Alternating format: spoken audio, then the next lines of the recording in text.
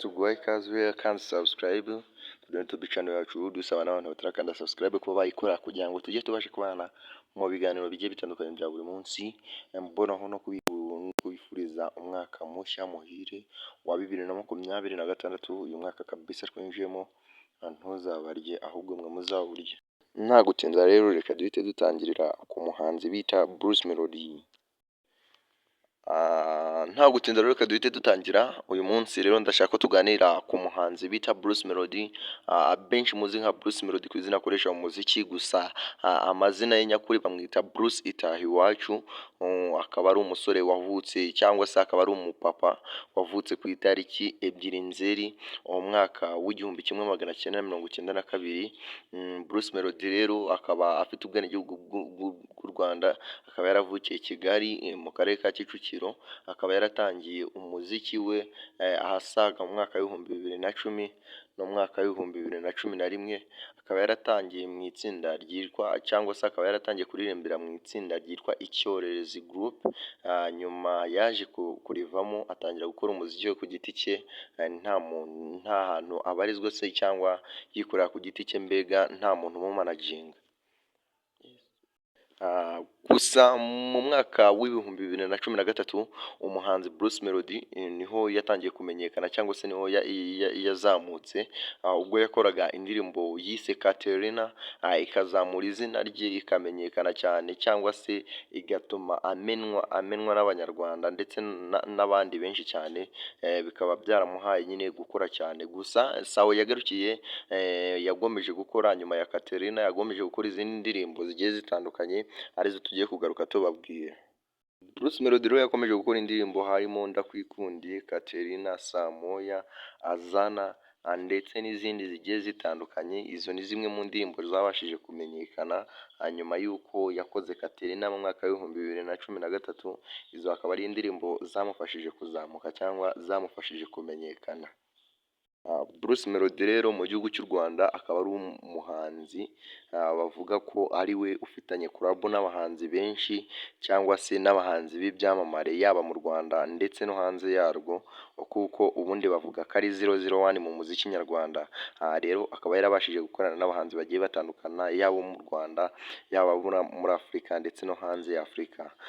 Bruce Melody rero yakomeje gukora umuziki we, gusa ikintu cya mbere bavuze ko bamuziho, Bruce Melody akaba azwiho kuririmba live mu bitaramo biri live.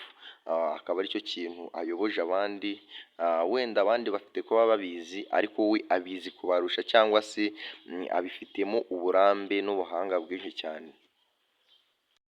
Bruce Melody rero bikaba bivuga ko ari umwe mu bahanzi bafite izina rikomeye mu gihugu, bitewe n'uko akora umuziki we cyangwa se n'imyitwarire ye muri rusange. Uyu Bruce Melody rero akaba ari 001 mu muziki nyarwanda, gusa ari baba bakompeta bita The Ben. Ngira ngo The Ben twabumuvuzeho, twavuze inkuru ye, twabonye ko ari gukurikira Melody. Bivugwa ko Melody ari we wa mbere mu gihugu cy'u Rwanda. Igihe Meddy atagihari, Meddy yabashije kujya mu gihugu cya Amerika guturayo. Bruce Melody akaba yaratsindiye ibihembo byinshi bigiye bitandukanye, ari byo tugiye kugaruka tubabwira. Gusa hagati aho ngaho Bruce Melody akaba yarazanye umugore bashakanye. Bruce Melody yashakanye n'umugore witwa Fiona. Ni umugore utagaragara cyane mu itangazamakuru kuko bombi bahisemo kubaho mu buzima bwite cyangwa private life. Igihe bashakanye mu mwaka w'2021. Ubukwe bwabo bukaba bwarakozwe mu ibanga rikomeye, bitandukanye n'ubukwe bw'ibyamamare bukunzwe gukorwa ku mugaragaro. Gusa bavuga ko nyuma yo kuzana umugore, Bruce Melody akaba yaraje kubyara abana babiri. Afite abana babiri, umuhungu n'umukobwa, nk'uko bagiye babivuga ku itangazamakuru, ariko ntakunda kugaragaza abana be cyane mu ruhame, agamije kubarinda no kubasigasira cyangwa se ashaka ko babaho muri private life.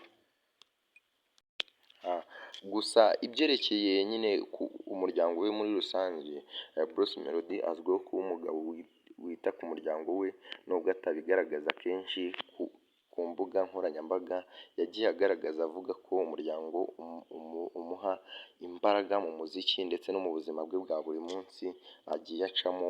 Namwe murabizi umuryango ni ikintu gikomeye ugereranyije n'uko abantu bagenda babivuga cyangwa se bigenda babigaragaza. Kugeza na n'ubu Bruce Melody akaba ari umwe mu bagabo bakomeye cyane mu gihugu kabisa, kuko bavuga ko afite ibihembo byinshi bigiye bitandukanye kandi afite kolabo n'abahanzi bagiye batandukanye, bavuga ko ari nawe uyoboye abahanzi mu Rwanda cyangwa se ari wo uba ufite amafaranga menshi cyangwa winjiza amafaranga menshi ayakura muri muzika ugereranyije n'uko akora indirimbo ze cyangwa akora ibihangano byiwe. Bruce Melody akaba afite indirimbo nyinshi zigiye zitandukanye zakunzwe, harimo nka igitangaza ubwo yakoranye na Kenny Solo, akorana na Juno Kizigenza. Nyuma yaje gusohora indi ndirimbo yise Munyakazi akaba ari indirimbo yakunzwe cyane, kuri ubu imaze icyumweru n'iminsi itatu, ikaba imaze kurebwa n'abasaga miliyoni ku rubuga rwe rwa YouTube. Uyu Bruce Melody rero iyi ndirimbo bita Munyakazi akaba yarayisohoye ameze nk'uri gukompeta na The Ben, ubwo bahuraga barimo babazwa ibibazo cyangwa barimo baganira ku bijyanye n'igitaramo bakoze ejo hashize ku wa mbere kuri Bonane. Ubwo barimo baganira kuri icyo gitaramo nibo batangaje ko bagiye gusohora izo ndirimbo. Ntekereza ko Bruce Melody niwe wabanje kuyisohora mbere, bameze nk'aho bari gukompeta. Nababwiye ko bameze nk'abantu babiri bari kurwanira igikombe nubwo kidahari, ariko urebye kiranahari. Kwegukana ipeti mu Rwanda rivuga ko ari wowe uyoboye umuziki nyarwanda, aba ari ikintu gikomeye kabisa, aba ari ikintu gikomeye ugereranyije. Reka nsoze mbashimira rero mwebwe mwakanze subscribe, nshimira n'abantu twabanye muri iki kiganiro. Njye mwabanye muri iki kiganiro yari Shibra.